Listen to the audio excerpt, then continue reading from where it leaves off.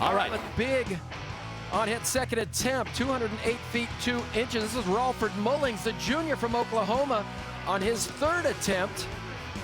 He was 7th in the shot put yesterday, but Mullings number 2 on the NCAA list this season. 218-1, big throw for Mullings in the 5th round, and there is your top 3 with Mullings from Oklahoma with a big throw, 218 feet 1 inch. And with a triple jump. All right, this was a triple jump. This is Floyd Whitaker, the senior from Oklahoma. This is his 3rd attempt. He was 7th this year at the SEC Indoor Championships, and he would launch one out to a new personal best, 53-1. And you have to go back 3 years for his old personal best, clear back in 2022. But this is Brandon Green Jr., the junior from Oklahoma. He stepped up at the right time in this competition and would launch one on a 3rd attempt, 54 feet 10 1/4. Huge win for both the men and the women for the triple jump wins. Wins over 4 meters per second there, so not a personal best for him, but congratulations, and a collegiate leading jump. That one could be a little tricky in this event. Yeah, really windy down there, but the men jumped great yesterday. We saw some good performances. Here in the women, they're not going to let this win get them down, though. This is Olivia Luking, the senior from Oklahoma, the SEC Indoor reigning champion, and she would easily get over 14 feet 3.5 inches on her first attempt. So Olivia Luking will be your champion, the senior from Oklahoma, and she will get the sweep, SEC Indoor title and the SEC Outdoor title. So wind really did affect that event.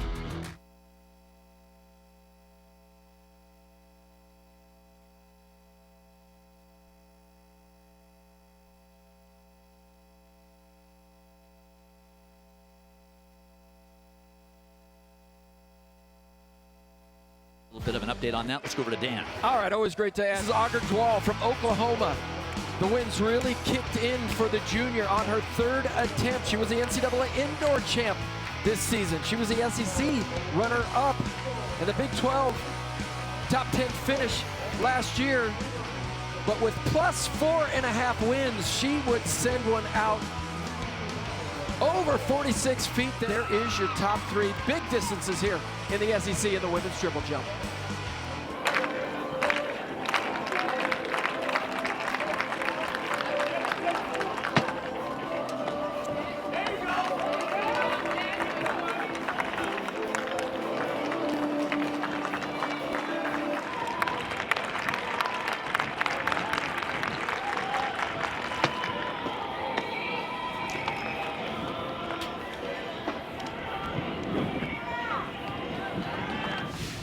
Back in Lexington, and we had a good, he takes the 5th best mark in the world.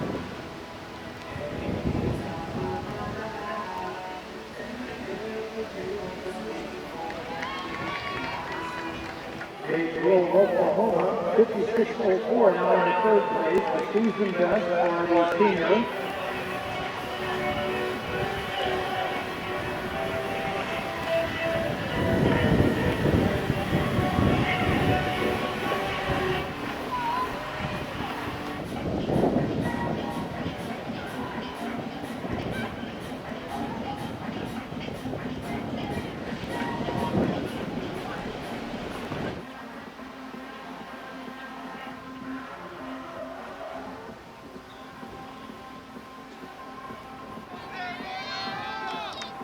Here are the women's standings with 6 events. Meter final.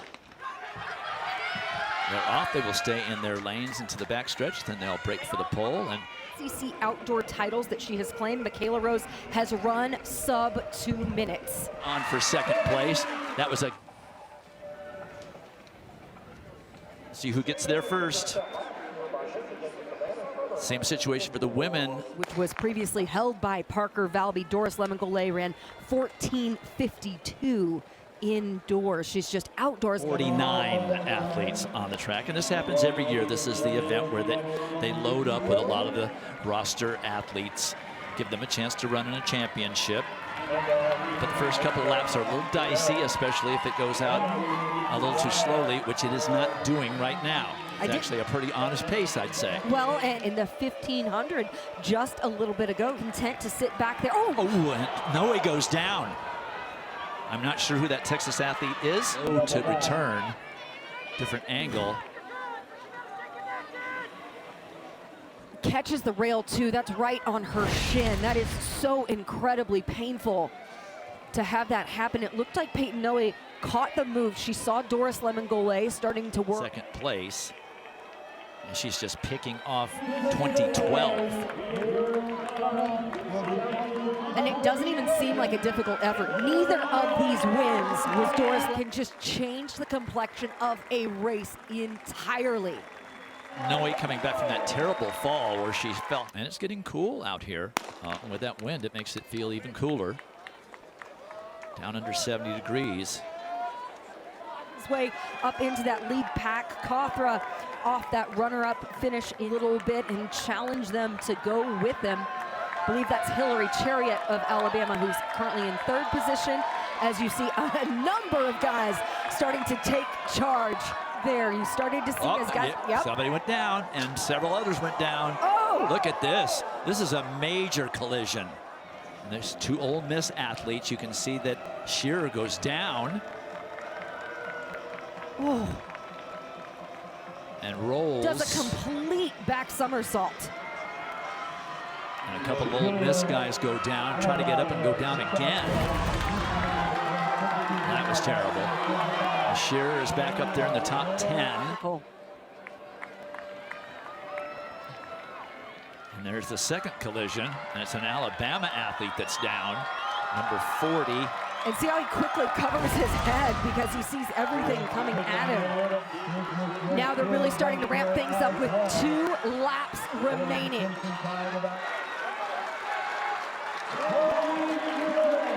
The 15 points for the Tide is not going to get it done.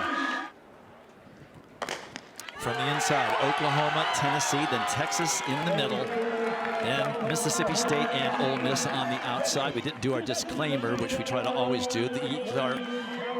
And also Samuel To'ili of Oklahoma on the inside, running really well, made up the stagger on 2 of the runners just to his outside. Yeah, but he's paying the price now.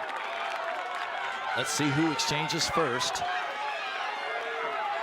Very close between Ole Miss, Mississippi State, and Texas. They'll stay in their lane until the turn ends. Oklahoma now coming back with Braden Paris, the freshman. That's Logan Popelka for the Longhorns. For Tennessee, that's Christian Parker. For Ole Miss, Wesley Todd. Texas will pass first. Popelka to Cody Blackwood for Tennessee from Cody Blackwood. Ooh. And that was Abdullahi Hassan of Mississippi State, who took a tumble, getting the baton out of his hand to make the exchange. Ole Miss. LSU in 6 and Texas in 7 have the best time season bests in this champion in the 800 meters. And 6-time SEC champion. Nasia Williams, the freshman, 51-second second leg carry for Michaela Rose. She has some speed too. LSU, Nasia Williams. Still a 25-meter lead. 1/100ths of a second off their season best, but that's the time. Who said it was a race to 100? Was that